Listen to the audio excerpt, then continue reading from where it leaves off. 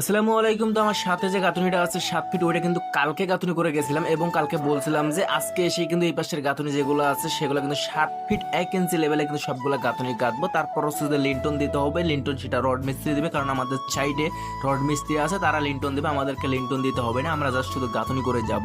তো যাই হোক, সর্বপ্রথম যে আমি গাঁথুনিটা শুরু করছিলাম, যেহেতু ছোট গাঁথুনি তেমন একটা সময় লাগে না, তো ওই গাঁথুনিটা কমপ্লিট করার পর হচ্ছে ওই সোজাই সামনে কিন্তু একটা ওরকম গাঁথুনি আছে, মানে খুবই ছোট ছোট গাঁথুনি। তো এই গাঁথুনিগুলো কিন্তু গাঁথতেছে বর্তমানে আমি একা, এবং আমার ছোট ভাই প্লাস শাইন ভাই যে আছে তারা তো কালকে অন্য সাইডে জায়গা হচ্ছে যে গাঁথুনি করছিল, তো আজকে এই জায়গায় গাঁথুনি করতেছে। তার কারণ হচ্ছে যে আজকে সকালবেলা এসেই কিন্তু মানে আমরা বালু তৈরি করতে করতে হচ্ছে যে আমাদের লোকগুলা দিয়ে যে ইটগুলা তোলে, সেই লোকগুলো এসেই কিন্তু এই 6 তলার মধ্যে কিন্তু ইট তুলে ফেলছিল।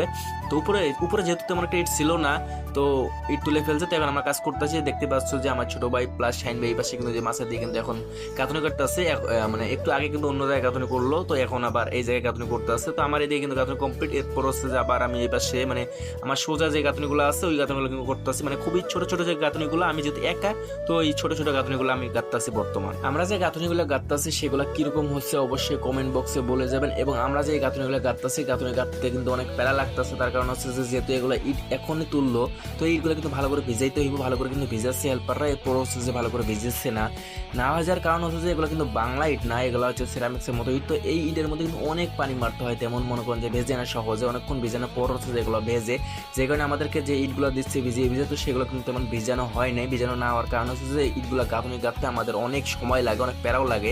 অনেক শুকানো ইট কিন্তু গাঁথুনি করলে কিন্তু তেমন গাঁথুনিটা তেমন একটা শক্ত হয় না, প্লাস গাঁথুনি গাঁথতে গেলেও কিন্তু অনেক ঝামেলা হয়, বা তাড়াতাড়ি মনে করেন যে মশলাটা শুকিয়ে যায়, তেমন কিন্তু গাঁথুনি গাইতে কোনো মজা নাই। তো অনেকক্ষণ ভেজানোর পর কিন্তু মোটামুটি আমাদের এই ইটগুলো কিন্তু একটু বেঁচে, এরপর হচ্ছে গাঁথুনি গাইতে কিন্তু একটু মজা পাইতেছে বা একটু শান্তি পাইতেছে। 10 ইঞ্চি গাঁথুনিটা গাইতে একটু মজা পাইতেছি আমি। আর কলমের সাথে যে গাঁথুনিগুলো আছে সেগুলো কিন্তু কলম তোমরা অবশ্যই ভালো করে চিপিং করে নেবা। এরপর হচ্ছে যে গ্রেডিং দিয়ে কিন্তু গাঁথুনি গাঁথতে হবে। গাঁথুনি যদি করার আগে যদি চিপিং না করে যদি গ্রেডিং না দাও, তাহলে কিন্তু গাঁথুনিটা তেমন একটা টিকসই দেবে না, প্লাস ওইদিকে কিন্তু ফাটল ধরতে পারে। তোমার যে কলমের সোজা আছে ওইদিকে ফাটল ধরতে পারে, প্লাস কিছুদিন পর হচ্ছে যে ফেটেও যায় অলরেডি।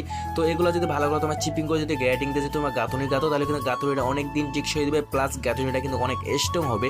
অনেক জায়গায় কিন্তু দেখছি যে মনে করেন যে চিপিং করে না, ঘোলা না দিয়ে কিন্তু উড়াধরা কাজ করে, তোমরা কখনোই এই কাজটা করবে না। বিশেষ করে ভাই সরকারি কাজে আমি এগুলো দেখছি, মানে সরকারি কাজে উড়াধরা কাজ করে, কাজটা তাড়াতাড়ি করার কারণে হচ্ছে যে এই কাজগুলো কিন্তু ঠিকভাবে করে না। তো এটা কখনোই করবেন না।